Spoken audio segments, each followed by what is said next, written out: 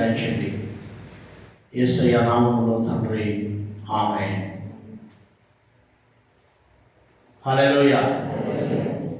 ఈ సంతోషము నీకు కావలెనా, ఈ సంతోషము నీకు కావలెనా, ఈ సంతోషము నీకు కావలెనా, నేనే యేసు నజరేయుడను, నేనే యేసు నజరేయుడను. సంతోషమే సమాధానమే, సంతోషమే సమాధానమే, సంతోషమే సమాధానమే, చెప్పన సౌఖ్యమైన సంతోషం, చెప్పన సౌఖ్యమైన సంతోషం. అందరూ సంతోషంగా ఉన్నారా? సంతోషంగా ఉంటే హల్లెలూయా చెప్తామా? హల్లెలూయా, హల్లెలూయా. సరే, ఈరోజు పరిశుద్ధ గ్రంథంలో నుంచి మనము కొన్ని మాటలు మనం ధ్యానం చేద్దాం. యెషయా గ్రంథం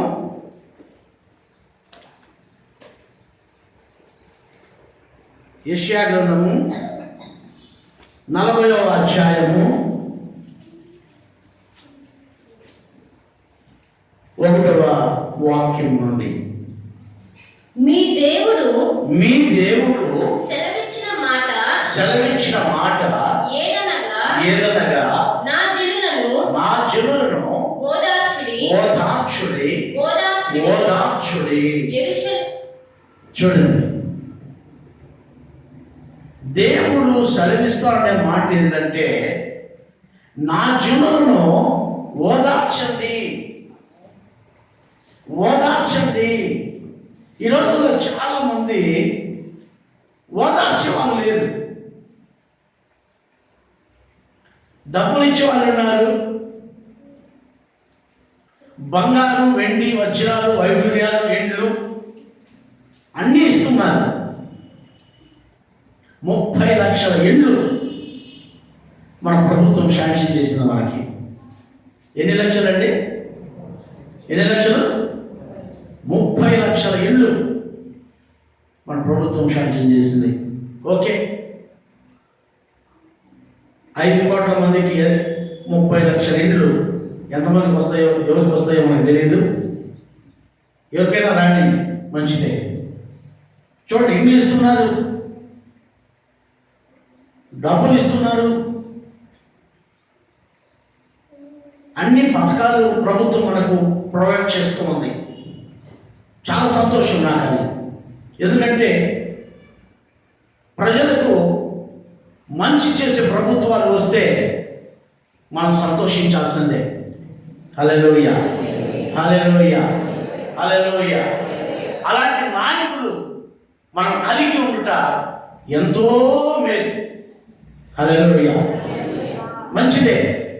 కానీ నిన్ను ఓదార్చే వాళ్ళు ఈ లోకంలో ఎవరు లేరు. డబ్బులు ఉంటాయండి, అన్నీ ఉన్నాయి, కానీ ఎవరు ఓదారుస్తారు? మీకు వచ్చిన విషయం తెలిసిన, మన చైనా బార్డర్లో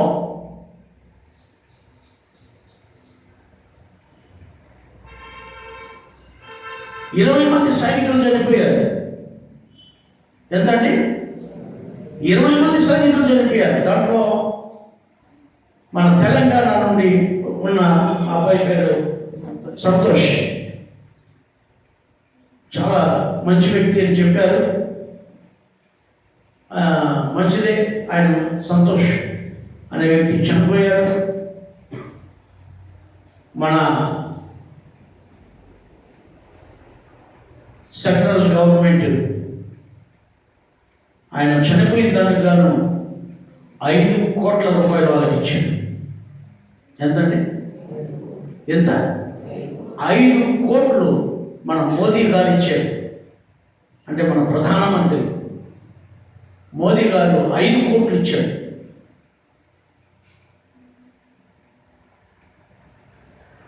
మన ముఖ్యమంత్రి కేసీఆర్ గారు, తెలంగాణ ముఖ్యమంత్రి కేసీఆర్ గారు వెళ్ళి వారి ఇంటికి వెళ్ళి వాళ్ళను పరామర్శించి ఆయనకు గ్రూప్ 1లో కోరిన పోస్ట్ ఇస్తామని చెప్పారు. సంతోష్ గారికి భార్య గారికి గ్రూప్ 1లో అంటే గ్రూప్ 1 పోస్ట్ అంటే డిప్యూటీ కలెక్టర్ పోస్ట్ అన్నమాట.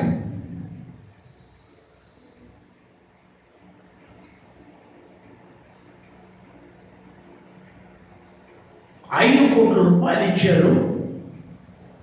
ఒక డిప్యూటీ కలెక్టర్ పోస్ట్ ఇస్తామన్నారు. ఆమె కోరుకున్న శాఖలో అందరూ అన్ని మన దేశం అంతా కూడా, మన రాష్ట్రం కూడా, మన ఏపీ కూడా వాళ్ళను ఎంతో ఓదార్చారు,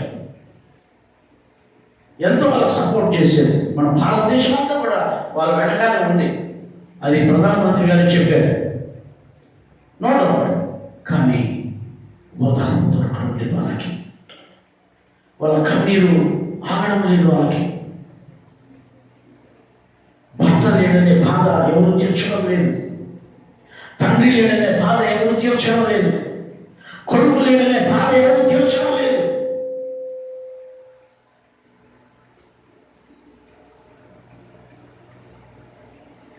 అల్లుడు లేడనే బాధ ఎవరు తీర్చడం లేదు.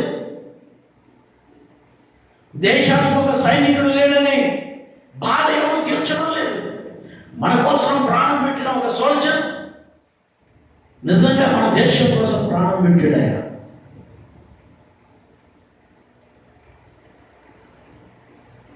మన బాధను తీర్చలేని ఎవరు కూడా. అయితే మన అందరి కోసం, అన్ని దేశస్తుల కోసం ప్రాణం పెట్టిన ఏకైక దేవుడు ఒక ఆయన ఉన్నారు. ఆయన పేరు యేసు స్వామి.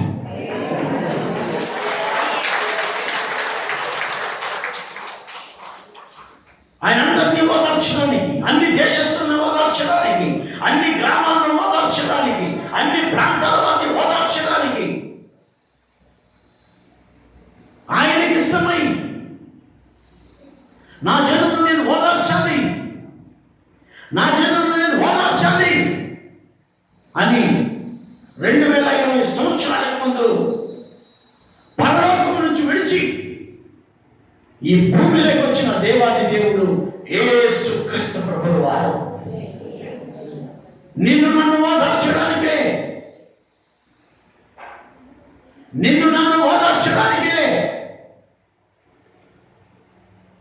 బాధలో ఉన్నావా, కష్టాల్లో ఉన్నావా, దుఃఖాల్లో ఉన్నావా, వ్యసనంలో ఉన్నావా,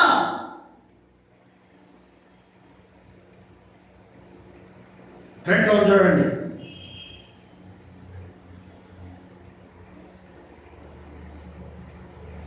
వ్యసనంలో ఉన్నావా, దేవుడు నిన్ను ఓదార్చడానికి ఈరోజు ఇష్టపడుతున్నాడు. నిన్ను ఓదార్చే వాళ్ళు లేకపోయినప్పుడు నువ్వు బాధపడుతున్నావు. డబ్బులు ఇచ్చే వాళ్ళు ఉన్నారని ఇంతవరకు అందుకే నేను ఉదాహరణలన్నీ చెప్పాను.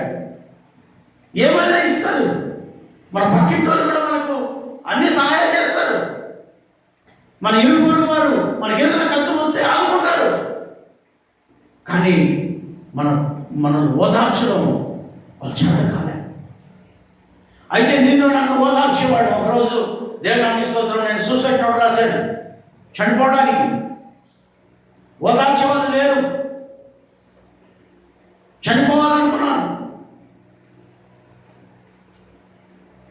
ఆ సూసైడ్ నోట్ కూడా రాశాను. ఒక నైట్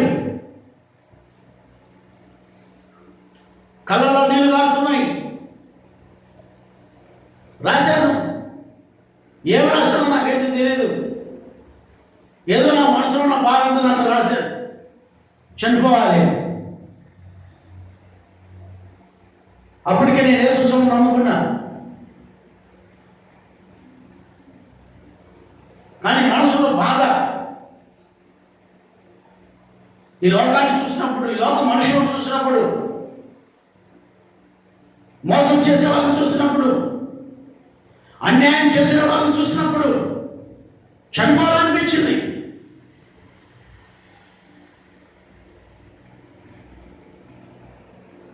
ఆ సూసైడ్ నోట్ రాసి ఆ టేబుల్ పైన అలాగే తలపెట్టి నిద్రపోయారు. ప్రొద్దున్నే ఉదయాన నాకు మెలకు వచ్చింది. అంతవరకు మెలకు రాలేదు. ఆ రోజు రాత్రి చనిపోవాలనుకున్నాను. ఉదయాన 4 గంటలకు తెల్లవారుజాములో మెలకు వచ్చి వేసిన లైట్ అలాగే మరుగుతోంది. సరే, చివరిగా నేను రాసిన నోటు ఏం రాశానో చూద్దామని చెప్పి నేను నెమ్మదిగా కళ్ళు తుడుచుకొని చదివాను. చదివితే అంతా నేనేం రాసింటానండి, ఒకవేళ పలానోళ్ళ వల్ల నేను మనస్తాపం చెందాను, పలానా విషయం నేను హర్ట్ అయ్యాను, అందుకే నేను చనిపోతున్నాను అని ఏదో అవన్నీ పుట్టి. కానీ నేను రాసిన నోట్లో నేను పొద్దున్నే లేచి చూసినప్పుడు ఏంటంటే నరకం గురించి ఉంది.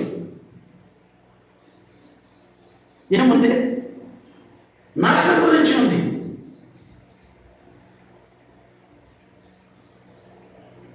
నేను రాశాను. నేను రాసింది ఇది కాదే, నేను రాసింది వేరే కదా, ఇది ఎక్కడ వచ్చింది? ఈ రాత నాదేనే, కోతి రాత నాకు తెలుసు, నా కోతి రాత నాకు బాగా తెలుసు, కాబట్టి ఈ రాత కూడా నాదేనే. కానీ ఇక్కడ ఇది ఎవరు రాశారు, ఇది ఎక్కడ ఎవరు మార్చాడు దీన్ని అని నేను ఆలోచించాను. ఈరోజు దేవుడు వాక్యం వింటున్న దేవునికి ప్రియమైన వాళ్ళారా, నేను మీకు చెప్తున్నాను, దేవుని వాక్యానికి లోపడండి, దేవుని వాక్యానికి విధేయత చూపించండి. ఓదార్చేవాడు యేసు స్వామి. Praise lord. ఒకవేళ ఆ రోజు చనిపోయి ఉంటే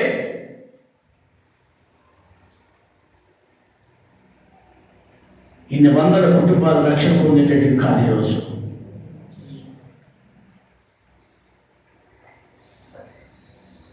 దేవుడు ఓదార్చేవాడు. ఈ లోకం మనల్ని ఓదార్చలేదు. అందుకనే దేవుడు అక్కడ రాస్తున్నారు, ఓదార్చుడి, ఓదార్చుడి, నా జనులతో ప్రేమగా మాట్లాడుడి.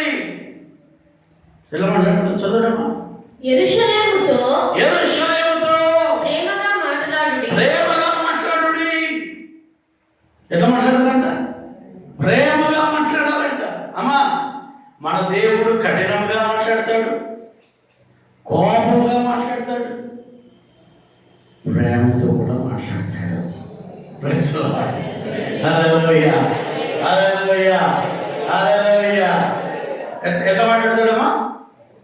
ఎట్లా మాట్లాడతాడు చెప్పండి?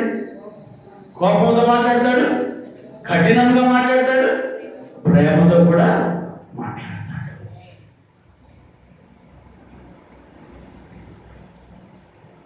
యెరూషలేముతో ప్రేమగా మాట్లాడండి. దేవుని స్తోత్రం కలుగును గాక.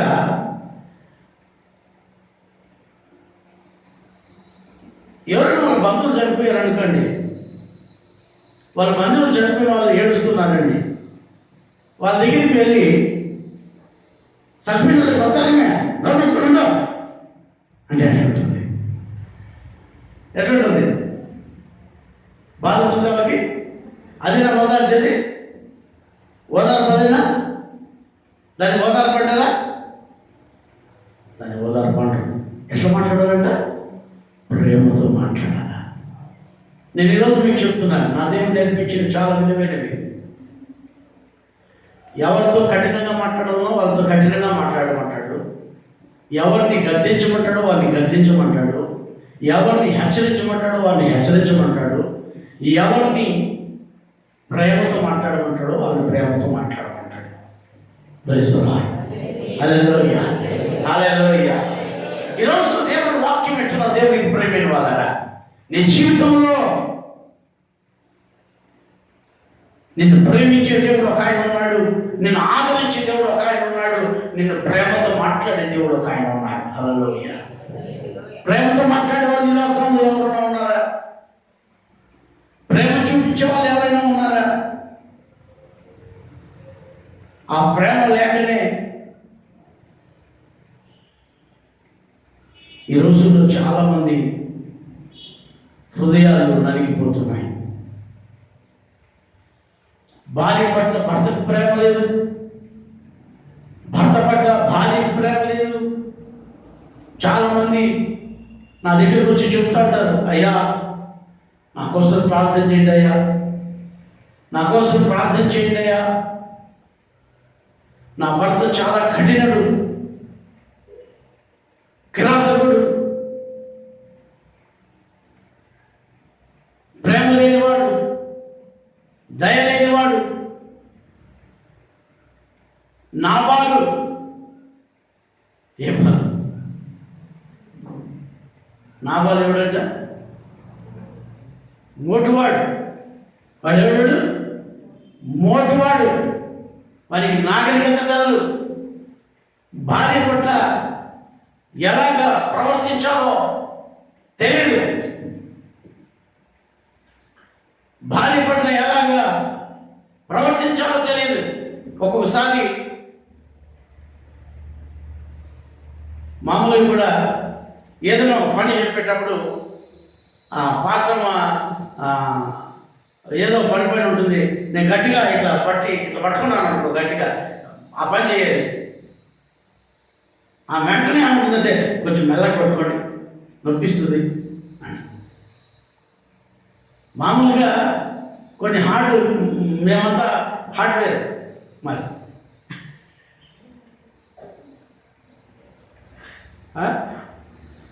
సాఫ్ట్వేర్ ఉంటారు కొంతమంది, మేమంతా హార్డ్వేర్లు.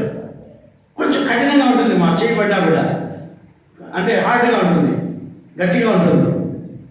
ఊరికే అట్లా పట్టుకుని కూడా వాళ్ళకి ఏమనిపిస్తుంది అంటే అప్పా అనిపిస్తుంది. సాధ్యమైనంత వరకు వాస్తవం తాకాలంటే భయం ఉన్నారు. ఎందుకంటే మామూలుగా నా చెయ్యి గురించి నాకు తెలుసు కాబట్టి మామూలుగా కొంచెం కఠినంగా రఫ్గా ఉంటుంది చెయ్యి, కొంచెం ఊరికి అట్లా పడినా కూడా గట్టిగా పడుతుంది. కాబట్టి పాపం భయం. నేను ఎందుకు ఈరోజు మీకు చెప్తున్నా అంటే, మనం నాబాల్లాగా ఉండకూడదండి. నీ భార్య పట్ల ప్రేమ కలిగి జీవించేది నేర్చుకో, భర్త పట్ల ప్రేమ కలిగి జీవించేది నేర్చుకో. కొంతమంది భర్తలు చూడు, నేను పురుషుడు కాబట్టి నేను చెప్తున్నా, ఊళ్ళో ఆడవుతా ఎంత నవ్వుతా మాట్లాడతాడు అని. అదే మన సొంత పిల్లలంతా మాట్లాడట మనమోవి. అంటే మీరు కాదులేనా, మీరు కాదు, మీరు మనుషులు. మీ సొంత భార్యతో అట్లా మాట్లాడితే ఏంటి నేను అనేది, మిమ్మల్ని కాదు.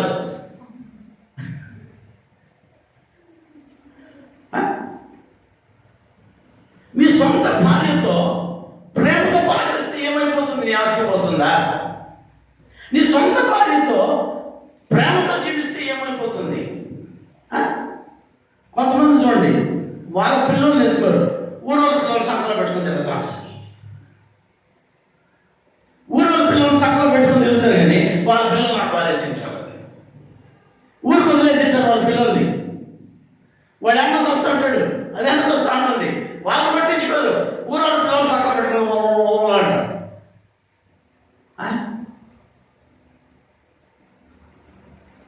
నీలో ప్రేమ ఉందా?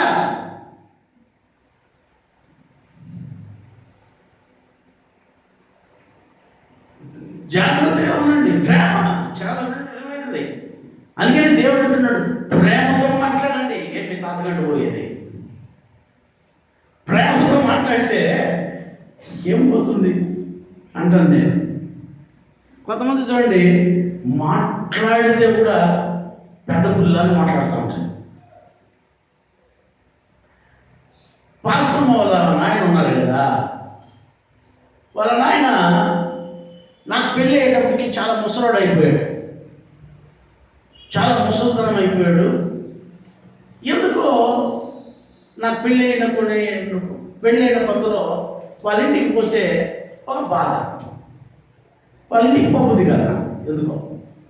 ఎందుకు పోబుద్ది కాదంటే, వాళ్ళ ఇంట్లో వీళ్ళ నాయన ఉన్నాడు ముసలుడు, భలే కఠినుడు. ఎంత కఠినుడు అంటే ఆయన అల్లుళ్ళు ముసలోళ్ళు అయిపోయారు. అంటే పెద్ద కూతురు అల్లుడు, చిన్న కూతురు అల్లుడు ముసలోళ్ళు అయిపోయి వాళ్ళకు మనవాళ్ళు మనవరాళ్ళు ఉన్నారు. నాకు పెళ్ళి అయ్యే టైంకి మామ ఆడ వస్తూ ఉన్నాడంటే ఈ పక్క పరిగెత్తారు వాళ్ళు, ఏది ముసలోళ్ళు అల్లుడు. ఆ ఇంట్లో ఉండేది ఎవరంటే నేను ఒకనే. ఎందుకంటే కొత్తగా పెళ్ళి అయింది నాకు తెలియదు ఈ పెద్ద పులి కథ. ఈ పెద్ద పులి కథ నాకు తెలియదు. వీళ్ళందరూ పరిగెత్తారు, ముసలోళ్ళు అల్లుళ్ళు, కూతుర్లు పరిగెత్తేదే, అల్లుళ్ళు పరిగెత్తేదే, అందరూ ఉంటారు ప్రేమతోనే. ఆయన వస్తా ఉంటాడంటే అందరూ సరే నేను కొన్ని రోజులు చూశాను. కొన్ని రోజులు చూసి ఆయనతో నేను మాట్లాడడం ప్రారంభించాను. అసలు ఏంది ఆయన పరిస్థితి ఏంది, ఆయన పరిస్థితి ఏంది, ఎందుకు ఆయన అంటే ఇట్లా భయపడుతున్నారు. వీళ్ళు పెద్ద పెద్దోళ్ళు కదా, వీళ్ళు ముసలోళ్ళు అయిపోయారు కదా, మనవాళ్ళు మనవరాళ్ళు ఉన్నారు కదా, ఇంత పెద్ద ఆయన వీళ్ళందరూ కూడా ఎందుకు ఈయనకు భయపడుతున్నారని నేను ప్రారంభించాను. నేను భయపడేదిలే, ఎవరికి భయపడ, నేను చిన్నప్పటి నుంచి భయం లేకుండా పుట్టాను. అది ఎందుకు మరి ఆ ముసలికి ఏం భయపడతాను నేను. కాబట్టి ఆ ముసలితో నేను మాట్లాడడం మామగారితో మాట్లాడటం ప్రారంభించాను. ప్రారంభించిన తర్వాత కొంచెం మచ్చికైంది. మచ్చికైన తర్వాత స్కూటర్లో కూర్చోబెట్టుకుని మనపల్లంతా తిప్పేది. అందరూ ఫరారైపోయేవాళ్ళు. మేమిద్దరం ఎట్లయిపోయామంటే సీటెం చర్చికి కూడా వచ్చాడు ఆయన. మేము ఎట్లయిపోయామంటే నేను లేదు ఆయన అన్నం తిండు. అంతకుముందు ఎట్లంటే ఆ ఇల్లంతా లంకున్నట్టున్నా కూడా ఆ ఇంట్లో ఒకడు మధ్య ఇంట్లో నట్టింట్లో కూర్చొని దయ్యం తిన్నట్టు తినాలి ఆయన అన్నం. ఎవరు ఎందుకంటే ఆయన అంటే భయం. వాళ్ళ భార్య కూడా ఎట్లంటే ఆయన కాడ పెట్టేస్తుంది, తలుపు దగ్గరికి వచ్చి ఇట్లా చూసుకోవాలి ఉంటుంది. ఏమన్నా అయిపోయిందా, ఏమన్నా అయిపోతుంది కమ్మం పోయి పెట్టేసి మళ్ళీ తలుపు కట్టుకెళ్ళిపోతుంది. ఆడ ఉండదు. ఇది ఏమి కర్మాలా ఇది ఆయన. మేము నా లైఫ్లో నేను ఎవరితో కూడా ఫ్రెండ్షిప్ చేశాను, కానీ ఫ్రెండ్స్తో బంధువులతో నేను ఇంతవరకు ఒక ఫోటో కూడా దిగలా. ఫ్రెండ్స్తో కానీ బంధువులతో కానీ నేను ఎవరితో కూడా ఒక ఫోటో కూడా దిగలా. మేమెంత మామ అల్లుడు ఎట్లయిపోయామంటే ఒక ఫ్రెండ్స్ లాగా అయిపోయాం. నేను ఒక ఫోటో తీసుకున్నాను. ఆయన ఎప్పుడు కూడా పట్టుది ఇదే వేస్తాడు, దాన్ని ఏమంటారు,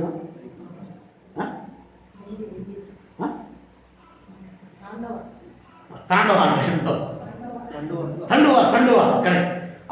పట్టుది తండువ వేస్తాడు. 18 మంది బిడ్డలు పుట్టారు, వాళ్ళకి అల్లుళ్ళు కూతుళ్ళు వచ్చి, అల్లుళ్ళు కొడుకులు అందరూ వచ్చారు. వాళ్ళకి ఎవరికి కూడా ఆయన వేసుకోండి తండువ ఎవరికి ఇవ్వలే, నాకు ఒక్కడికే ఇచ్చి. అది వేసుకొని ఫోటో తీసాం. ఆ ఫోటో కూడా ఇంకా ఉంది. ఆయన ఎంత ప్రేమతో మాట్లాడతాడంటే అంత ప్రేమతో మాట్లాడతాడు. అంత పెద్ద ఆయన నిజంగా దేవుని స్తోత్రం కలుగును గాక. ఇక్కడ సమస్య ఏమి నేను ఆలోచిస్తే, సమస్య ఉండేది ఈమెలో కాదు, పెద్ద ఇంట్లో కాదు సమస్య ఉండేది. ఈ పిల్ల జనరేషన్ ఉందే అంటే పరిగెత్తాలే, వాళ్ళలో సమస్య ఉంది. వాళ్ళలో సమస్య ఉంది కాబట్టి ఈ పెద్ద ఆయన ఒక విలన్ లాగా పెట్టేశారు ఆ ఊర్లోనే. ఆయన ఇంటికి భయపడతారు అందరూ, ఎవరు మాట్లాడరు. మళ్ళీ నేను ఆలోచించింది ఏంటంటే, నేను యేసుస్వామిని అనుకుని సేవ చేసేటప్పటికి ఆయనకు నాకు పరిచయం అయింది. అంతకుముందు లేదు. నేను కూడా ఆయన విలనే అనుకున్నా. నేను కూడా ఆయన ఒక పెద్ద విలన్ అనుకున్నా. కానీ దేవుడు సేవలోకి వచ్చిన తర్వాత ఆయనతో నేను పరిచయం చేసుకొని మాట్లాడడం ప్రారంభిస్తే నిజంగా ఆయన అంత ప్రేమ కలిగిన వాడు ఎవరు లేరండి. హల్లెలూయా. ఎందుకు ఆయన అలా చూస్తున్నారంటే, పెద్ద కొడుకు కనిపించినాడు, ఏమన్నా ముండమోపే అట్లా పనులు చేస్తావా అంటాడు ఆయన. ఎందుకంటే అట్లా ముండమో పనులు చేయించాడు. అందుకని ఆ పెద్ద కొడుకు ఏం చేద్దంటే ఆయన మగానికే రాడు, ఆయన అత్తాడంటే ఇవ్వక వరిగిస్తాడు. చిన్న కొడుకు కనిపించినాడుగా పంచి ఎక్కడ పరిగెత్తాడు, అల్లుడు కనిపించినాడుగా ఆ పక్క పరిగెత్తాడు. ఎందుకంటే ఒక్కొక్కరు ఒక్కొక్క వీక్నెస్ కలిగిన వాళ్ళు, ఒక్కొక్కరిలో ఒక్కొక్క పాపము వాళ్ళలో ఉంటాయి. అందుకని ఈయన దగ్గరికి వస్తే తిడతాడు, ఇట్లా ముండముప్పుడు పనులు ఎందుకు చేస్తారు, ఇలాగెందుకు జీవిస్తారు, ఇలాగెందుకు బతుకున్నారు, ఇట్లా బతకండి అని చెప్తాడు. అది సమస్య. ఆ సమస్య కోసమే అందరూ ఆయన దూరం చేసేసారండి. లాస్ట్కి ఆయన ఉన్న ప్రేమ ఎక్కడో తెలుసా, చివరికి ఆయన భార్య కూడా ఆయన ప్రేమను గుర్తించలేక దాదాపు 40 సంవత్సరాలు మాట్లాడింది లేదు భార్యాభర్తలు ఇద్దరు కూడా. 40 సంవత్సరాలు భార్యాభర్తలు మాట్లాడుకోలేదు ఒకే ఇంట్లో ఉండి. నాకు పెళ్లి కాకముందు ఈమె చిన్నగా ఉన్నప్పుడు మాటలు పోయాయంట భార్యకు భర్తకి. ఈయనే తప్పేమో, ఈయన పెద్ద పుల్లలాగా ఉండడానికి అందరూ భయపడుతున్నారని అనుకున్నాను నేను. కానీ అందరిలో పాపం ఉంది కాబట్టి అందరూ ఆయనకు దూరంగా ఉన్నారు. ఈరోజు దేవుని వాక్యం పెట్టుకున్న దేవునికి ప్రేమైన వాళ్ళారా, ఒకరోజు నా దగ్గరికి వచ్చి ఆయన అన్నాడు, నిన్ను నీ భార్యను చూసి 92 సంవత్సరాల వయసులో అన్న మాట నేను మీకు చెబుతున్నాను. ఆయనకు 92 సంవత్సరాల వయసు. ఆ రోజు నా దగ్గరికి వచ్చి ఆయన అన్న మాట ఏంటో తెలుసా, నిన్ను నీ భార్యను, అంటే ఆయన కూతుర్ని నన్ను చూసి చాలా నేర్చుకున్నాడంట. ఏం నేర్చుకున్నాడంట? చాలా నేర్చుకున్నాడంట. నేను అడిగాను, ఏం నేర్చుకున్నావు, ఒకటి చెప్పు మామ అని. ఏం లేదు, నా పిల్లలకి ఇంతవరకు ఎవరికి తెలియదు, ఆ ఊరిలో కూడా ఎవరికి తెలియదు, 40 సంవత్సరాల నుంచి నేను నా భార్య మాట్లాడుకోను, అది నేను చెప్తున్నాను. కానీ నిన్ను చూసి, నీ భార్యను చూసి నేను మా ఊరికి పోయి నా భార్యతో మాట్లాడి, నా భార్యతో ఐక్యపడి నేను మళ్ళీ వచ్చాను అన్నాడు. తప్పట్లా మీరు మారకపోతే పోతుందిలే, మీరు మారమంటే నేనే చేయను, కనీసం తప్పట్లేదు. ఒక వృద్ధుడు, ఆయన జ్ఞానం లేనివాడు కాదండి, చాలా జ్ఞానం కలిగిన వాడు. కానీ మమ్మల్ని, మా దగ్గర చిన్న పిల్లల దగ్గర ఆయన ఎన్నో నేర్చుకున్నాను అన్నాడు. అదే ప్రేమకు సాదృశ్యం. వాళ్ళందరూ ఎందుకు పరిగెడుతున్నారు ఆయన దగ్గరికి? ఆయన దగ్గర నుంచి వాళ్ళలో పాపం ఉంది కాబట్టి, ఆ పాపం ఆయన అడుగుతాడు కాబట్టి, మీరు ఎందుకు ఇలా జీవిస్తున్నారు, మీరు ఎందుకు ఇలా చేస్తున్నారు అని అడిగితే జవాబు చెప్పలేదు కాబట్టి పరిగెడుతున్నారు.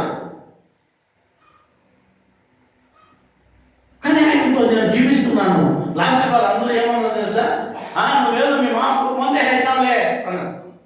ముందే చేసాను నేను, ముసలానికి ముందే చేసి ఆయన ఆస్తి రాపించుకున్నారా, ఎవరో రాపించుకుంటే వాళ్ళు ముందే చేసి మనకేసుకుని ఆస్తి రాపించుకుని ఒక పైసా తీసుకోలే కదా ఆయన. నేను ఆయనకే ఇక్కడ డబ్బు ఇచ్చా, మా మామకే నా డబ్బులు నేను ఇచ్చేవాడిని, ఆయన దగ్గర నుంచి ఇంతవరకు 5 పైసలు నేను తీసుకునేవాడిని కాదు. Praise the lord. Hallelujah, hallelujah, హల్లెలూయా.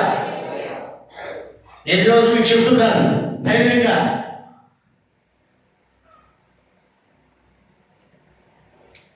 ఆయన ఖర్చులకు, ఆయనకి ఏదైనా అవసరతలకి నేను ఇచ్చేటాను. కానీ ఆయన దగ్గర నుంచి సింగిల్ పై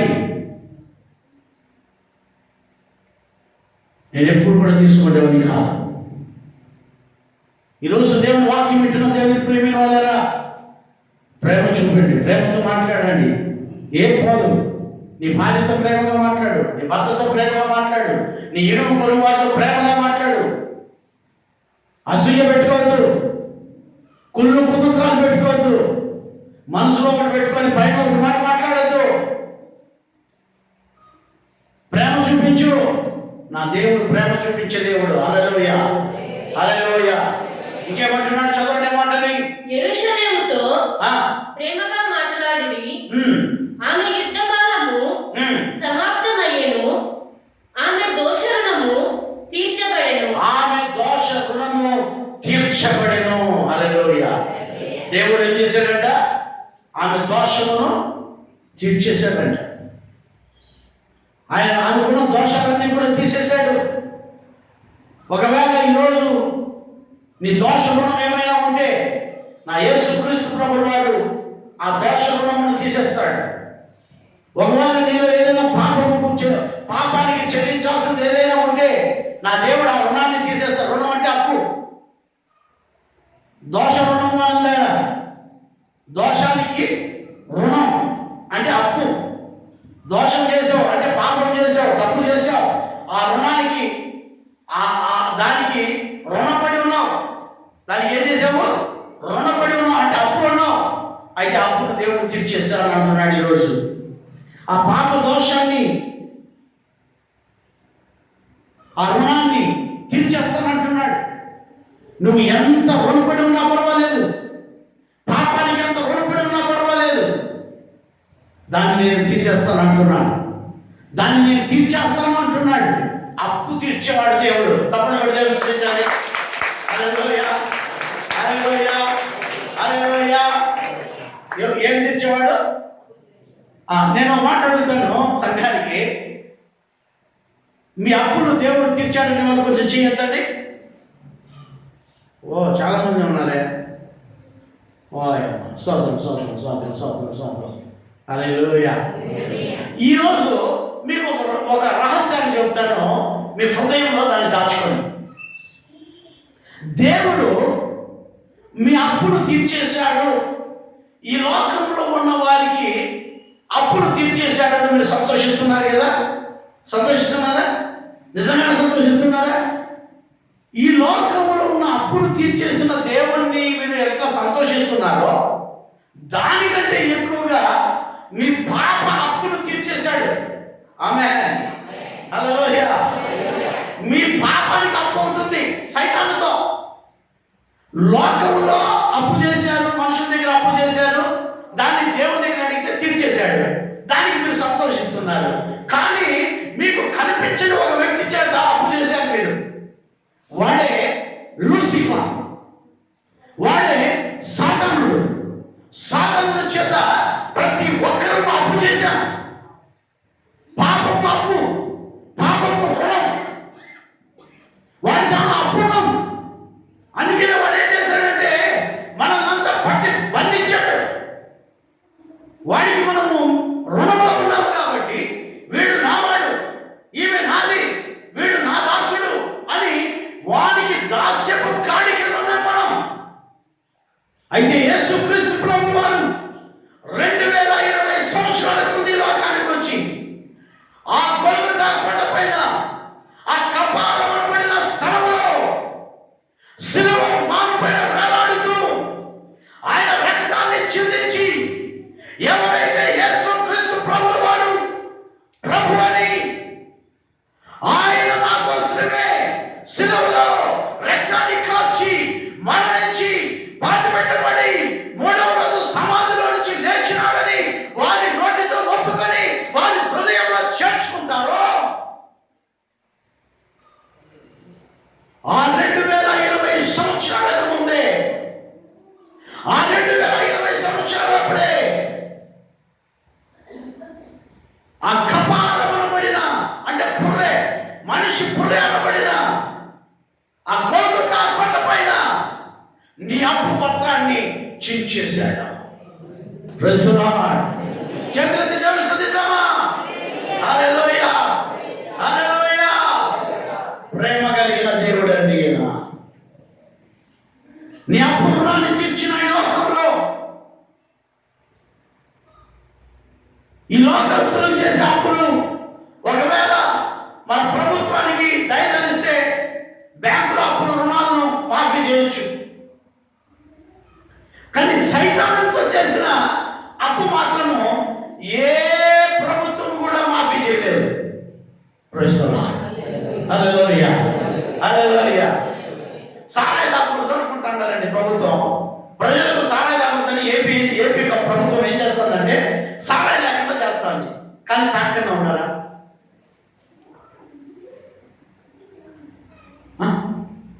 ₹100 సారాయి 400 చేసింది. ఇప్పుడు ₹100 దొరికే బాటలో 400 చేసింది. 400 కాదు కదా, 4000 చేసినా ఇచ్చిపెట్టారు. 4000 చేసినా ఇచ్చిపెట్టారు. వాడు పెళ్ళాన్న ఒకటి కుదవ పెట్టిపోయి తాగేస్తాడు. మొన్న నేను పేపర్ న్యూస్లో చూశాను. ఒక తండ్రి ఒక కుమార్తెను పొద్దున్నే తీసుకుని పోయాడంట. రాత్రి 8 ఒకడే వచ్చాడు.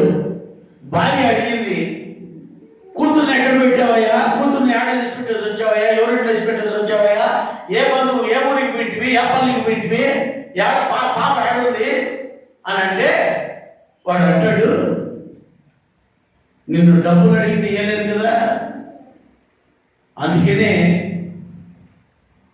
18 ఏళ్ళ వయసు కలిగిన కూతుర్ని సారాయి అంగడికి ఇచ్చేసి సారాయి తాగేసి వచ్చాను అన్నాడు. ఏమంటారు? 18 ఏళ్ళ వయసు కలిగిన కూతుర్ని 18 వయసు కలిగిన కూతుర్ని సారాయి అంగడికి ఇచ్చేసి నీ ఇష్టం వచ్చినట్టు చేసుకోవాలని సారాయి తాగేసి వచ్చాడండి ఇంటికి ఈ పెద్ద మనిషి.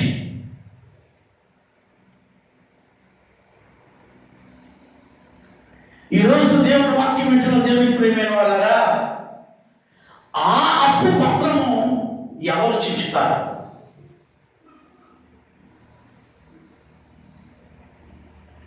నీ పాపము అప్పు పత్రం ఉంది.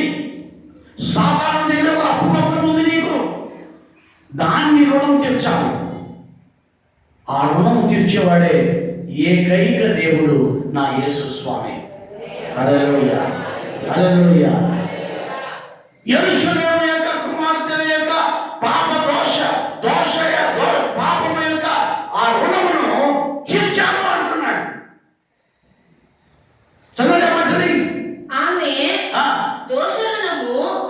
దోష రుణము తీర్చబడెను. తప్పుడు తెలుస్తుందా? ఈరోజు దేవుడు నీతో మాట్లాడుతున్నాడు. నీ పాపము ఎలాంటిదైనా సరే, అది రక్తము లాంటి ఎర్రగున్నా సరే, అది హిమములాగా కడుగుతానంటున్నాడు. అది గొర్రె బొచ్చులాగా నేను తెల్లగా చేస్తానంటున్నాడు. ఇదిగో నీ పాపము ఎలాగ కెంపు వలె ఉన్నా సరే, ఈరోజు నీ పాప రుణమును తీర్చే నా యేసు క్రీస్తు ప్రభువారు ఈరోజు నీతో మాట్లాడుతూ ఉంటున్నారు.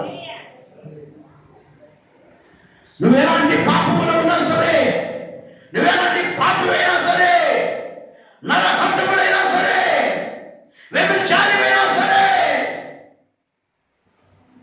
నా దేవుడు నిన్ను క్షమించి నిన్ను ప్రేమతో మాట్లాడి నిన్ను ప్రేమతో ఆదరించి నీ పాప రుణమును తీర్చడానికి ఈరోజు సిద్ధంగా ఉన్న దేవుడు ఈరోజు నీతో మాట్లాడుతూ ఉంటున్నాడు. ఈరోజు నీతో మాట్లాడుతూ ఉంటున్నాడు. ఆమె పాప ఆ దోష రుణమును తీర్చివేయబడినది అంటున్నాడు. హల్లెలూయా, హల్లెలూయా. నిజమే అంటే ఈ లోకంలో ఎవరికైనా రుణపడితే అప్పులు ఇంకొకరు కడతారు.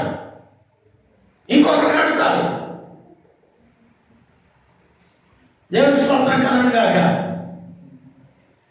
నాకు మాటమ్మ ఎప్పుడో చేసేది, చాలా అప్పులు ఉన్నాయి సార్, ప్రార్థన చేయండి సార్.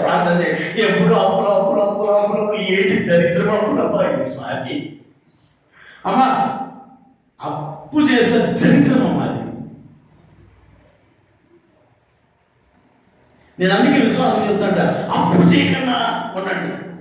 ఒక పూట తిని ఒక పూట పోస్తున్నాడు పర్వాలే. కష్టపడి ఎందుకు పోస్తుంటారండి? కష్టపడి వాడు ఎవడు పోస్తుండాల్సిన పని లేదు. పని చేయవాడు ఆహారమునకు పాత్రుడు అని బైబిల్లో ఉంది. పని చేయకపోతే సోమవారం ఉంటేనే పోస్తుంటాడు. పని చేసేవాడు పోస్తుంటాడా? చెప్పి ఆ ప్రభు కుమారా, వాడికి మగ్గం పని లేకపోతే మగ్గం చేస్తాడు బిడ్డ. కొంత నుంచి చిన్నప్పటి నుంచి మగ్గం చేసేవాడు. మగ్గం పని జరగలేదనుకో బేదారు పనికి పోతాడు. బేదారు పని దొరకలేదనుకో ఇంకో పనికి పోతాడు. ఏ పని చేస్తే భయం? తప్పేముందండి? దొంగతనం చేస్తే, వ్యభిచారం చేస్తే తప్పు. కష్టపడే మనకి ఏం తప్పండి? నేను చిత్తూరు బస్ స్టాండ్లో నేను బిజినెస్ చేసేటప్పుడు కూలోనికి 10 రూపాయలు ఇస్తే మూటకు 10 రూపాయలు ఇవ్వాలి కూలోనికి, బస్సులోకి వేసేదానికి. అందుకే నా 10 రూపాయలు నాకే మిగులుతుందని భుజం పైన వేసుకొని వచ్చేవాడిని. నా ఫ్రెండ్స్ వచ్చేవాళ్ళు మనంపూర్లో. నా ఫ్రెండ్స్, నేను చదువుకుని మనంపూర్లో చిత్తూరు బస్ స్టాండ్లో అండి. నా ఫ్రెండ్స్ వచ్చేవాళ్ళు, ఏమైనా నీకు కర్మ మూట మోసుకుంటున్నాడు. చాలామంది అడిగారు, మూట మోసుకుంటాడు లేదురా? మూట మోయలేదురా, 10 రూపాయలు సంపాదించుకుంటాడు. నేను ఏం చేస్తున్నా? 10 రూపాయలు సంపాదించుకుంటున్నా. నీలాగా మీ అమ్మ మీ నాయన సంపాదించిన సంపాదనతో బతికేవాడిని కాదు. నీ కష్టపడి బతికేవాడిని. Praise the lord. Hallelujah, hallelujah. నాకు ఆ స్ఫూర్తి ఎట్టొచ్చిందంటే, నాతో చదువుకునే ఒక బిడ్డ ఉన్నాడు. వాడు నా క్లాస్ పెట్టాడు, ముస్లిం అబ్బాయి, ముస్లిము. వాడు పొగలంతా 10 నుంచి సాయంత్రం వరకు నాతోనే స్కూల్లో చదువుకునేవాడు. ఒకరోజు నేను సినిమాకు సెకండ్ షోకి వేసి వస్తున్నాను. సెకండ్ షోకి వేసి వస్తుంటే ఆ సెకండ్ షో వదిలిన తర్వాత, సార్ రిక్షా కావాలి సార్ రిక్షా కావాలి సార్ అంటున్నాడు ఒకడు. ఈ గొంతు అన్నో విన్నానే అని చెప్పి మళ్ళీ వెనక్కి పోయి చూశాడు. నాతో చదువుకున్న పెట్టేవాడు. రై, నేను అడిగాను, ఏదిరా రిక్షా దొరుకుతున్నావు ఏదిరా? ఆ రోజుల్లో మదనపల్లంతా రిక్షాలే ఉండేది, ఆటోలు లేవు. ఏదిరా రిక్షా దొరుకుతున్నావు? అప్పుడు అన్నాడు, నేను పొగుల్లో చదువుకుంటున్నాను, రాత్రుల్లో రిక్షా దొరికి నా కుటుంబాన్ని పోషిస్తున్నాను. కళ్ళలో నీళ్ళు వచ్చేసి నాకు. అప్పుడు డిసైడ్ చేసుకున్నాను, నిజమే కదా, మనం కష్టపడేదంటే మాకు బిజినెస్ ఉన్నాయి. ఒకవేళ 10 రూపాయలు ఆయనకి ఇవ్వచ్చు, కానీ ఆయన వచ్చేంత వరకు నేను కాసుకొని ఉండాల. అదే నేనైతే దీంట్లో వేసాను అనుకో, ఆ 10 రూపాయలు నాకే మిగులుతుంది, నా వ్యాపారం ఇంకా అభివృద్ధి పొందుతుంది. భయపడేవాడిని కాదు, సిగ్గుపడేవాడిని కాదు. నా స్నేహితులు వచ్చి ఎంతోమంది ఎగతాళి చేశాడు. నేను అన్నాను, జైల్లో గంట కొట్టి అన్నం పెట్టినట్టు మీ ఇంట్లో పెడతాడరా, తింటాడవు, పెద్ద పోకిరిలాగా ఊరంతా తిరుగుతాడవు, నాలా కష్టపడేది నేర్చుకోవాలని చెప్తాను. హల్లెలూయా, హల్లెలూయా. నేను ఈరోజు మీకు చెప్తున్నాను, బాగా వినండి. మంచి వయసులో ఉన్నప్పుడు చెప్పిన మాట నేను చెప్తున్నా. మంచి వయసులో చేసిన పని నేను చెప్తున్నా మీకు. ఎంతోమంది ఫ్రెండ్స్ నాకు ఎగతాళి చేశారు. కొంతమంది మెచ్చుకున్నారు, కొంతమంది మెచ్చుకున్నారు.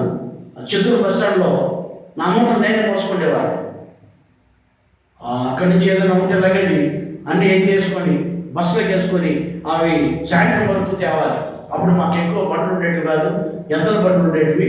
ఎక్కువ లగేజ్ ఉంటేనే ఎద్దల బండి వస్తుంది, తక్కువ ఉంటే రాదు. 1 మూట 2 మూటలు ఉంటే రాదు.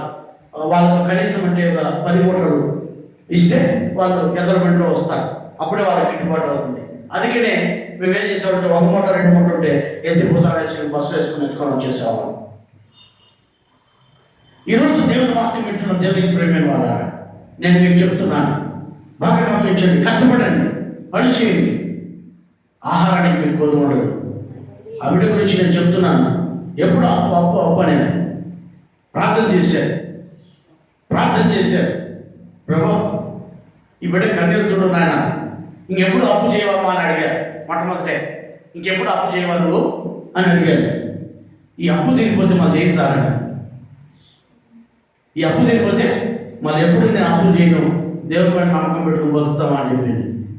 గట్టిగా ప్రార్థన చేశాను, ప్రభువా మార్గం తెలుగు నాయన ఆ బిడ్డకు, ఆ అప్పుల నుంచి విడిపించిన అంటే ఉన్నటువంటి వాళ్ళ చెల్లెలు సిటీకి వచ్చి ఎవరెవరి దగ్గర అంత తప్పుందో అంతా కట్టేసేది. స్తోత్రం చెప్పండి, స్తోత్రం చెప్పండి. ఆమె చెల్లెలు వచ్చి ఎవరెవరి దగ్గర అంత అప్పు చేసిందో వాళ్ళ ఇంట్లోకి పోయి ఇంకోసారి అప్పు ఇస్తే మర్యాద ఉండదు మీకు అని చెప్పి ఇచ్చేసిపోయింది. ఇంకోసారి మా వాళ్ళకి అప్పు ఇస్తే మీకు మర్యాద ఉండదు అని చెప్పి ఇచ్చేసిపోయింది. దేవునికి సాధన.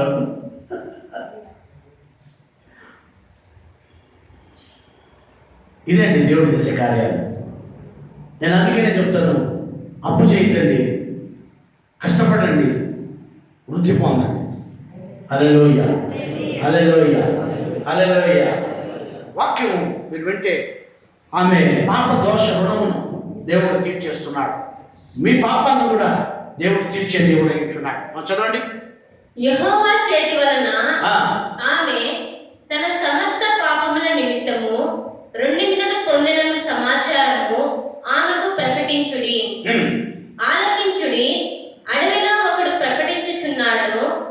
ఎట్లనగా అరణ్యములో యెహోవాకు మార్గము సిద్ధపరచుడి, ఎడారిలో మా దేవుని రాజమార్గము సరళము చేయుడి. ఇక్కడ యోహాను సువార్తలో యోహాను భక్తుల గురించి, అంటే బాప్తిసం ఇచ్చి యోహాను గురించి ఇక్కడ ప్రవచిస్తున్నాడు యెషయా. ఈ ప్రవచనమే కొన్ని వందల సంవత్సరాల తర్వాత నెరవేర్చబడింది. జకర్యాకు పుట్టిన కుమారుడు బాప్తిసం ఇచ్చి యోహాను గురించి ఇక్కడ యెషయా ద్వారా ముందే ప్రవచించాడు. దేవుని నామమునకు స్తోత్రం కలుగునుగాక. చదువునా కింద.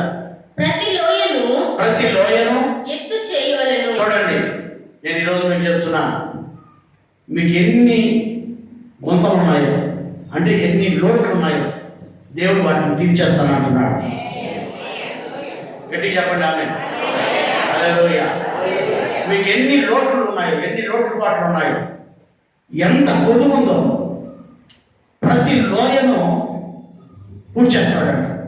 అంటే మీకున్న కొదువ, లోయ అంటే కొదువ, తక్కువ, ఏది తక్కువ అయిందో దాన్ని దేవుడు పూడ్చేస్తాను అంటున్నాడు.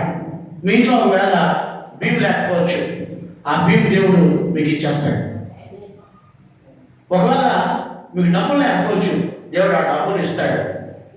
ముఖ్యంగా మీ పాప రుణమును దేవుడు తీర్చాడు. ఆమేన్. మీ లోటు పాటను దేవుడు తీరుస్తాను అంటున్నాడు. ఆ లోటును పూర్తి చేస్తాను అంటున్నాడు. నీకు ఏది లోటుగా ఉందో, ఏది తక్కువగా ఉందో దాన్ని రీఫిల్ చేయడమే దేవుడు ఈరోజు ఒక మంచి ఆలోచన ఇస్తున్నాడు. నిన్ను, నీ కుటుంబంలో ఏది తక్కువగా ఉంది దాన్ని సమంగా చేస్తానంటున్నాడు. చాలా కుటుంబాలకు నేను వెళ్ళానని, ఒక కుటుంబం కాదు, చాలా కుటుంబాలకు వెళ్ళాను. ఆ కుటుంబాల్లో తినడానికి అన్నం లేదు. కొంతమంది కుటుంబాల్లో వాళ్ళు బియ్యం పోసే ఆ బాణం తెచ్చి ఆ బాణంలో చేపెట్టి ప్రార్థన చేయమన్నారు. నేను ఆ బాణంలోకి చేపెడితే నేనే వెళ్ళిపోతాను, కానీ ఆ బాణంలో బియ్యం అందవు. ఆ బాణంలో బియ్యం లేవు అసలు. ఎన్నో అడుగులు అన్ని నూకలు ఉన్నాయి. ఆ నూకలనే ప్రార్థన చేసి వచ్చాడు. అదే వాళ్ళ ఇళ్ళల్లో భీములు నెట్టు కట్టినారు ఈ రోజుల్లో. హల్లెలూయా, హల్లెలూయా. ఇదే చర్చిలో ఉన్నారు వాళ్ళు. నేను ఎవరైనా మీకు చెప్పను, ఇదే సంఘంలో ఉన్నారు వాళ్ళు. తినడానికి కుట్టు నూకలు కూడా లేకుండా ఏ భీమ్ దొరికితే ఆ భీమ్ తినేవాళ్ళు. ఎప్పుడైతే వాళ్ళ ఇంట్లో నేను అడుగు పెట్టి ప్రార్థన చేసి వచ్చానో వాళ్ళ లోటును దేవుడు తీర్చాడండి. హల్లెలూయా, హల్లెలూయా. ఈరోజు దేవుడు వాక్యం వింటున్న దేవుడికి ప్రియమైన వాళ్ళారా, నీ జీవితంలో ఏది లోటు ఉన్నా కూడా ఈరోజు అంటున్నాడు దాన్ని నేను పూడుస్తాను అంటున్నాడు. 2 చదువునా. ప్రతి పర్వతమును, ప్రతి కొండను, చూడండి, ప్రతి పర్వతమును ప్రతి కొండను అణచవలెను. బాగా వినండి. కొండ ఎట్లుంటుంది చెప్పండి గట్టిగా, అర్థం అయిపోతుంది. ఎత్తుగా ఉంటుంది. పర్వతము ఇంకా ఎత్తుగా ఉంటుంది. వాటిని ఏం చేస్తుంటుంది దేవుడు? అంచేస్తాడంట. ఒకసారి జక్కయ్య అనే ఒక వ్యక్తి యేసు ఎవరో చూద్దామని వస్తే జనులు గుంపులుగా ఉండటం వలన ఆయన కనపడలేదంట. అంటే ఎత్తుగా ఉన్నారు జనులు. జక్కయ్యకి ఆ జనులే అడ్డం. లాస్ట్కి యేసు స్వామి ఏం చేశాడు తెలుసా? ఏం చేశాడు మీరు చెప్తే నేను వింటాను. చెప్పండి ఏం చేశాడు? ఇప్పుడు జక్కయ్యకి ఒక కొండ అడ్డం ఉంది అనుకుందాం, దాంట్లో ఒక పర్వతమే అడ్డం ఉంది. యేసు స్వామి ఎవరో చూడాలని ఆశ ఉంది. యేసు స్వామి కనపల్లా. ఎత్తెత్తు మనుషులు ఉన్నారు. అందులో వాళ్ళు నీళ్ళు టెంకిలు వేసుకుంటే కాసందులో నుంచి చూద్దామంటే వాళ్ళు నీళ్ళు టెంకిలు వేసుకుంటారు. ఒకవేళ వాళ్ళ నీళ్ళు టెంకిలు ఎత్తి చూసాడు వాళ్ళు పడతారు. ఇప్పుడు జక్కయ్యకి చాలా పర్వతం ఉందాడ. జక్కయ్యకి దేవుడు ఏం చేశాడో చెప్పండి, చెప్పండి గట్టిగా. ఎన్నేళ్ళు నుంచి వింటారు ఆ వాక్యము? మళ్ళా నేను కనపడ్డా చెట్టు దిగి దిగి రమ్మన్నాడా? రైట్, సరే మీకు ఒక మాట చెప్తాను.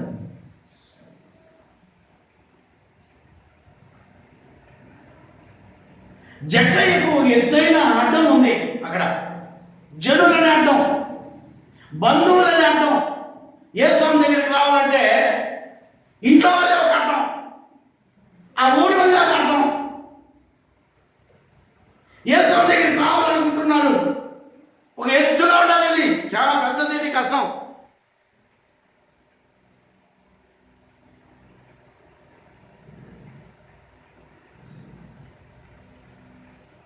యేసు స్వామి ఏం చేశారో తెలుసా?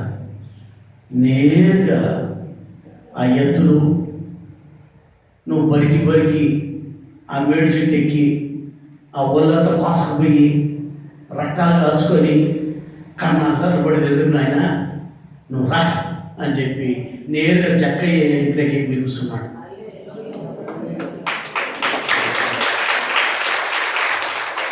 ఏం చేశాడు? నువ్వు ఇంకా మనుషులతో చూడాల్సిన పని లేదు, ఇంక చెట్టు ఎక్కే పని లేదు, నేను నీ ఇంట్లో ఉంటా. జక్కయ్యకి ఎట్లా చేశాడండి? ఇంకా మనుషులు అట్లా ఉంటారు. ఏంటి చెట్టు ఎక్కావా? చెట్లు అవసరమా? ఈయనకి చెట్లు అవసరమా? ఈ ఎత్తెత్తు మనుషులు, ఎత్తెత్తు కొండలు, ఎత్తెత్తు పర్వతాలు దేవుడు సున్నికంగా అడ్డం చేస్తాయా? ఎందుకంటే యేసయ్య ఆయన ఇంట్లో ఉన్నాడు. ఇప్పుడు ఏమైపోయింది జక్కయ్యకి? ఆ ఎత్తుగా ఉన్నవన్నీ కూడా అణచబడి సదరం అయిపోయింది. నీకు నిజంగా ఏది ఇప్పుడు ఆత్మీయ జీవితానికి అడ్డుగా ఉందో దాన్ని అణచేస్తాడు దేవుడు. నేను ఈ బాధను, నేను ఈ కష్టంలో నుంచి బయటపడలేను, దీన్ని నేను దాటుకోలేను, దీన్ని నేను జయించలేను అనుకుంటున్నావే, దాన్నే దేవుడు అణచేస్తాను అంటున్నాడు. ఆమేన్, హల్లెలూయా. నువ్వు దేన్నైతే జయించలేను, నా వల్ల కాదు, ఇంకా అయిపోయింది నా బతుకు, ఇంతే, దీన్ని నేను దాటుకోలేను, ఈ కరోనా నేను దాటుకోలేను, ఈ లోకాన్ని నేను దాటుకోలేను, దీన్ని నేను జయించలేను అనుకుంటున్నావే, దాన్నే దేవుడు అంటున్నాడు నీ పాదములకు సదరముగా చేస్తానని. ప్రైజ్ ది లార్డ్, హల్లెలూయా, హల్లెలూయా. సొంతము చేస్తానంటున్నాడు, దాన్ని అణచేస్తానంటున్నాడు. ఎట్లా? ఈ లోయను ఎట్లా లెవెల్గా చేశాడో ఈ ఎత్తును కూడా దానికి సమానంగా చేసేస్తాడు. లోయ పైకి వస్తుంది, ఎత్తు కిందికి వెళ్ళిపోతుంది, అన్నీ సమానమైపోతాయి. ప్రైజ్ ది లార్డ్, హల్లెలూయా. ఇంకా లోయ ఉండదు, ఎత్తు ఉండదు, సమానంగా నువ్వు జీవిస్తావు. సంతోషంగా దేవుని సన్నిధిలో జీవిస్తావు, సంతోషంగా దేవుని కోసం జీవిస్తావు. నీ పాప రుణమును తీర్చిన దేవుడు ఈరోజు నీతో మాట్లాడుతూ ఉంటున్నాడు.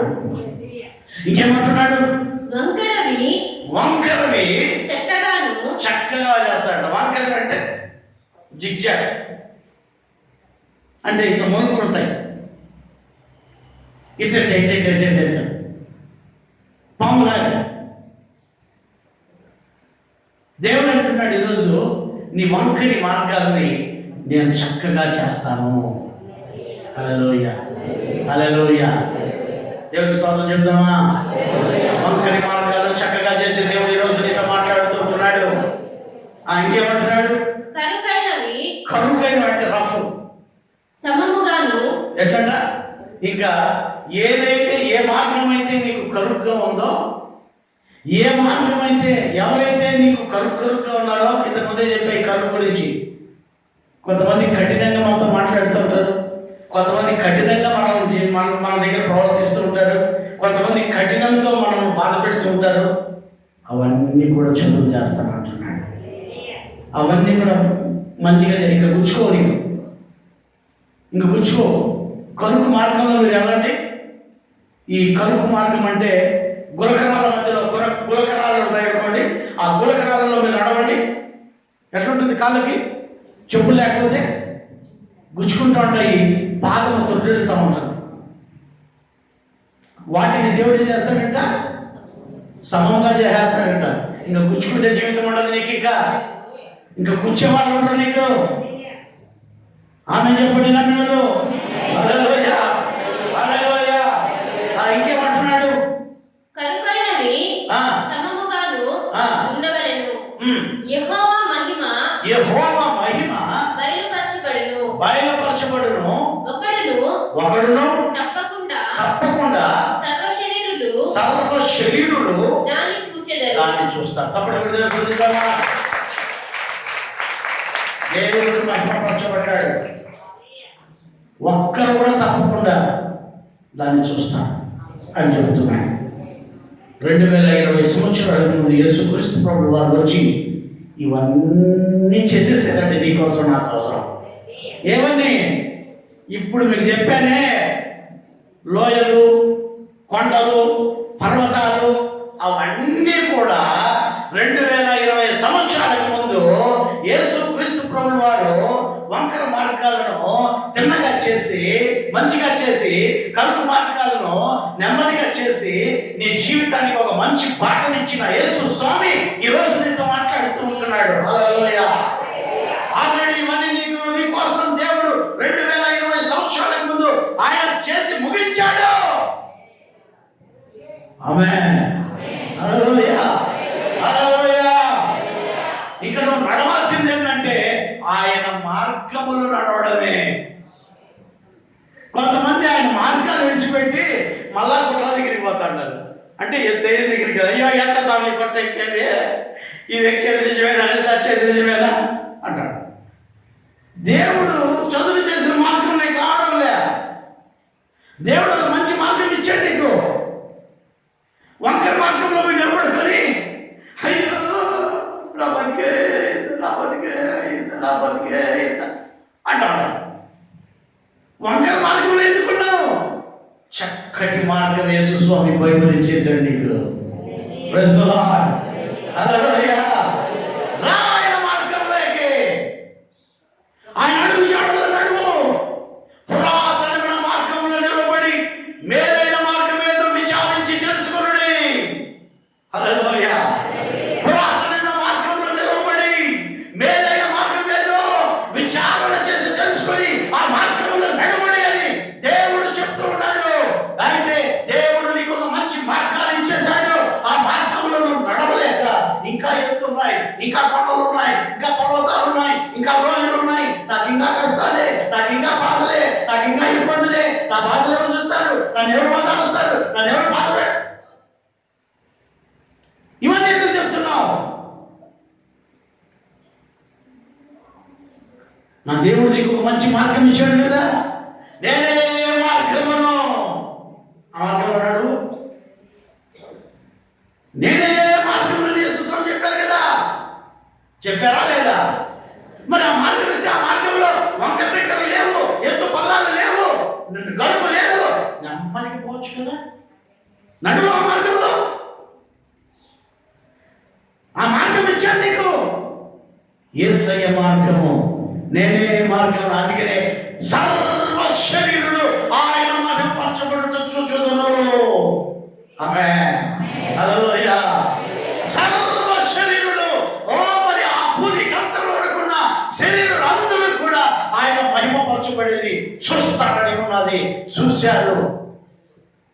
ఎవరైతే ఆయన మార్గాల్లో నడుస్తూ ఉంటారో వాళ్ళకి ఇవన్నీ కూడా ఏమీ ఉండవు. వాళ్ళు నెమ్మదిగా జీవిస్తారు, వాళ్ళు సంతోషంగా ఆయన మార్గాల్లో నడుస్తారు, వాళ్ళు సంతోషంగా ఆయన మార్గాల్లో జీవిస్తారు. ఇంకేమంటున్నాడు చదవడం మాటని, ఒకడును తప్పకుండా ఒక్కరును తప్పకుండా సర్వ శరీరులు దాన్ని చూచెదరు ఇలాగున జరుగునని యెహోవా సెలవిచ్చి ఉన్నాడు. ఆమేన్. ఆల్రెడీ జరిగిపోయింది ఇది. ఇవన్నీ జరిగిపోయాయి. దేవుడు యేసు స్వామి 2020 సంవత్సరాల ముందు ఈ లోకానికి వచ్చి ఈ భూమి పైన మనిషి కుమారుడిగా పుట్టి ఇవన్నీ నీ కోసం చేసి ముగించాడు. ఈ సత్యాన్ని గ్రహించు. ఇప్పుడు పర్వతాలు లేవు, లోయలు లేవు, వంకరి మార్గాలు లేవు, గరుకైన మార్గాలు లేవు. ఆయన అన్ని కూడా నీకు మంచి మార్గం వేసి చూపించాడు. నన్ను వెంబడించమన్నాడు.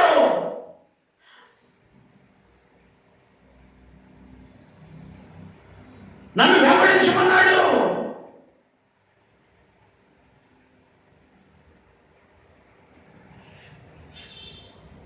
యేసు స్వామి జబదయి కుమారుని చూశాడు,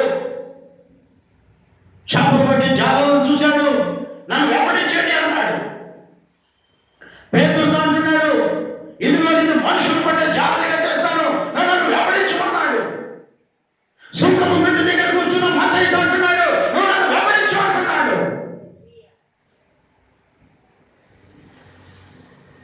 నా మార్గములు తిన్నమైనవి, నేనే మార్గమును, నేనే సత్యమును, నేనే జీవమును అని యేసు క్రీస్తు ప్రభువు వారు మనకు ఒక మార్గమును దేవుడు సరళము చేసి వెళ్ళాడు. మొదటి శిష్యులకు చెప్పాడు, నేను ఎక్కడికి వెళ్తానో ఆ తావు మీకు తెలియదని. మళ్ళీ చెప్పాడు, నేను వెళ్ళే చోటు మీకు తెలుసు అన్నాడు. హల్లెలూయా, హల్లెలూయా, హల్లెలూయా. అంటే మనకు మార్గం రెడీ చేసేసాడు. ఆ మార్గాల్లో నడుద్దాం. ఇంకా మెట్టులుండవు, పల్లాలుండవు, లోయలుండవు, కరువులుండవు, కాటకాలుండవు, ఉపద్రవాలుండవు. నెమ్మది దేవుడు ఇస్తాడు. నువ్వు నీతిగా జీవించడం నేర్చుకుంటే, నువ్వు నీతిగా బ్రతకడం నేర్చుకుంటే కడుపు నిండా తింటావు, కంటారా నిద్రపోతావు, పొద్దున్నే నీ నిద్రలేసి నీ పని నువ్వు చేస్తావు. హల్లెలూయా, హల్లెలూయా, హల్లెలూయా. కొంతమంది కడుపు ఆర తింటారు, కంటారా నిద్రపోతారు, వాళ్ళ పని వాళ్ళు చేయరు. కాదు, దేవుడు చెప్పింది ఆ పని కాదు. నీ పని నువ్వు చేయి. You do that. నీ పని నువ్వు చేయి. నీకు ఏ పని అయితే దేవుడు నీకు ఇచ్చాడో, ఏ పని అయితే దేవుడు నీకు ఇచ్చాడో ఆ పని నువ్వు నమ్మకంగా చేయి, కష్టపడి చేయి. నువ్వు చేసే ఒక అధికారి దగ్గర పని నమ్మకంగా చేయి, అల్పం లేకుండా చేయి. దేవుడు నిన్ను ఆశీర్వదిస్తాడు. ప్రార్థన చేసుకుందామా? అందరూ ముఖాలు మూసుకుందాం. అందరూ ముఖాలు మూసుకొని